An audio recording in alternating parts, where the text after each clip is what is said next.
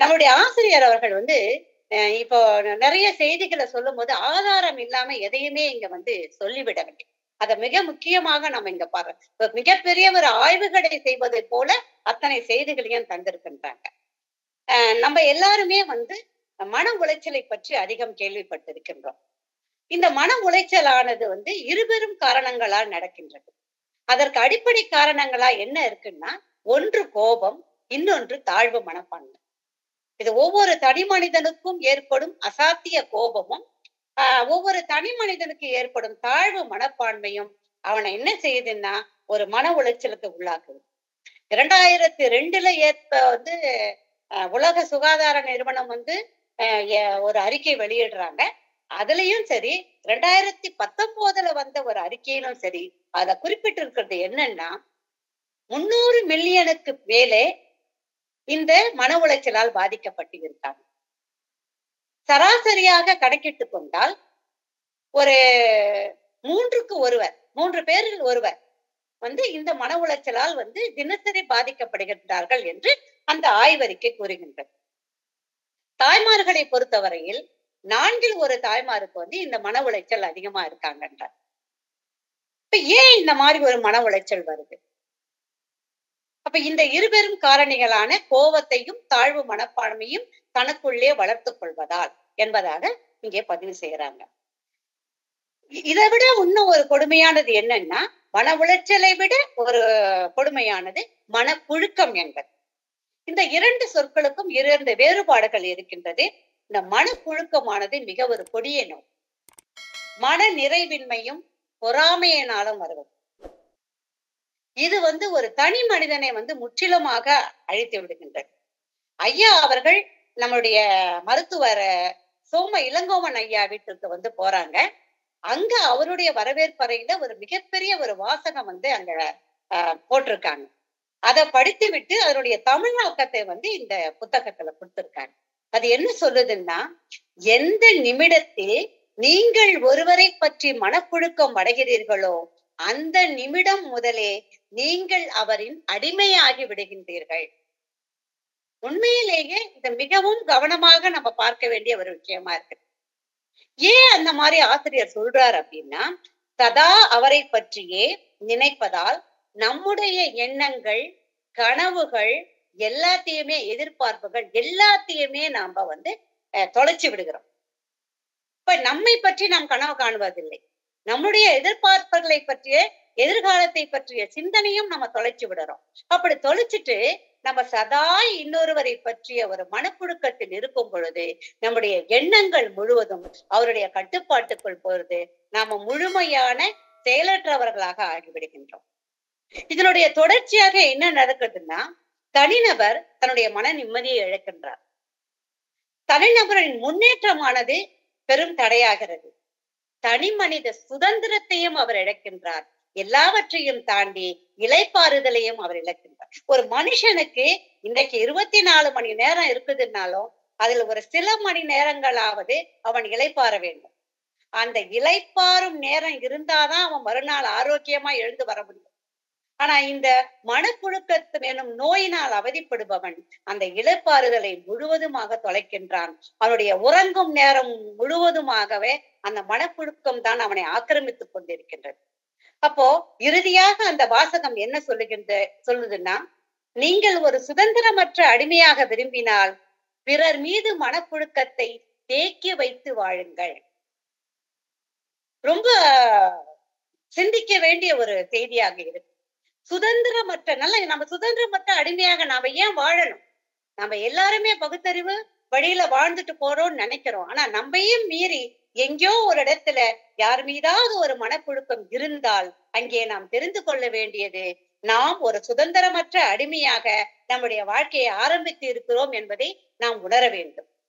பிறர் மீது நமக்கான ஒரு மனப்புழுக்கம் இருக்கு பாத்தீங்களா, இந்த காழ்ப்புணர்ச்சின்னு சொல்லுவோம். இது அவர்களை மட்டும் அழிக்கவில்லை, நம்மை நாமே அழித்துக் கொள்கின்றோம்.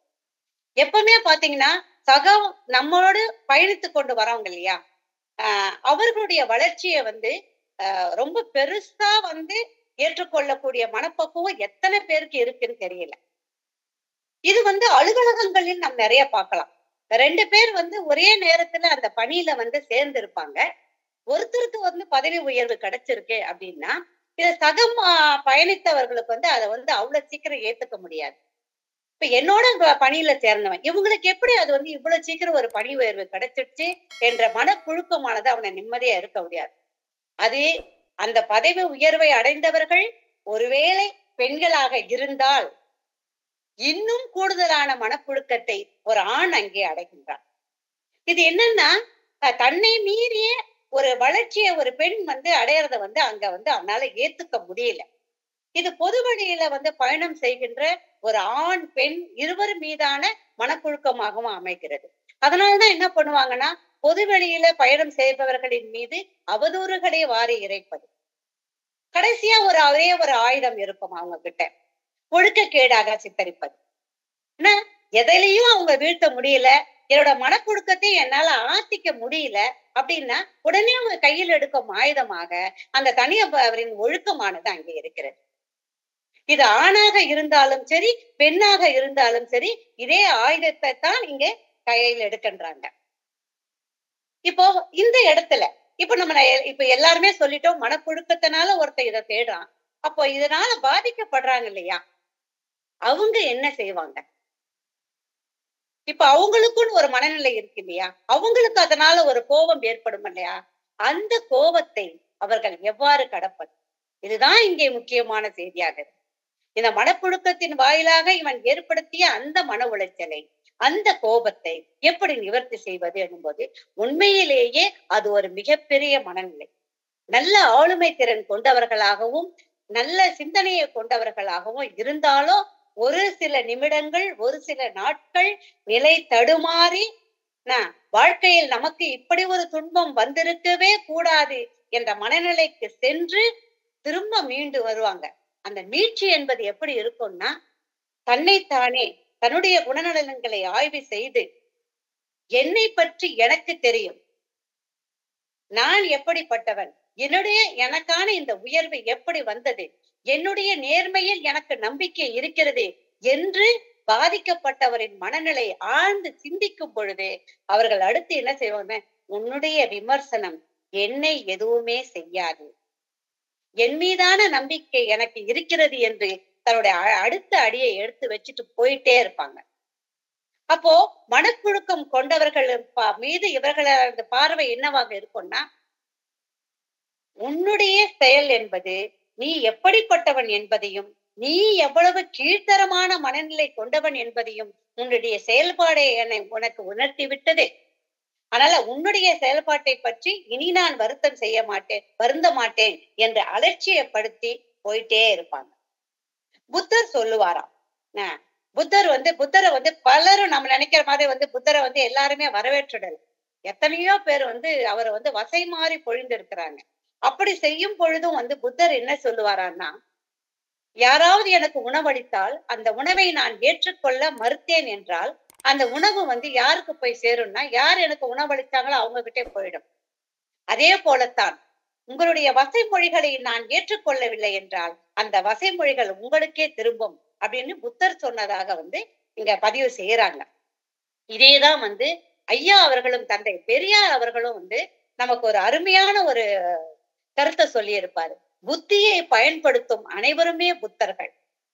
அப்ப நம்ம எந்த இடத்துல சாதாரணமா நம்ம அறிவு சார்ந்து நம்முடைய இயல்பான நடைமுறை வாழ்க்கையில நம்ம புத்தியை பயன்படுத்துறோமோ இல்லையோ, எங்கெல்லாம் நாம் நிலை தடுமாறுகின்றோமோ, அது நிலை தடுமாறுறோமோ, இல்லை மற்றவர்களால் நாம் நிலை தடுமாற வைக்கப்படுகின்றோமோ, அங்கேயெல்லாம் நம்முடைய புத்தியை நாம் பயன்படுத்தினால் நாமும் புத்தனாகலாம். நன்றி, வணக்கம்.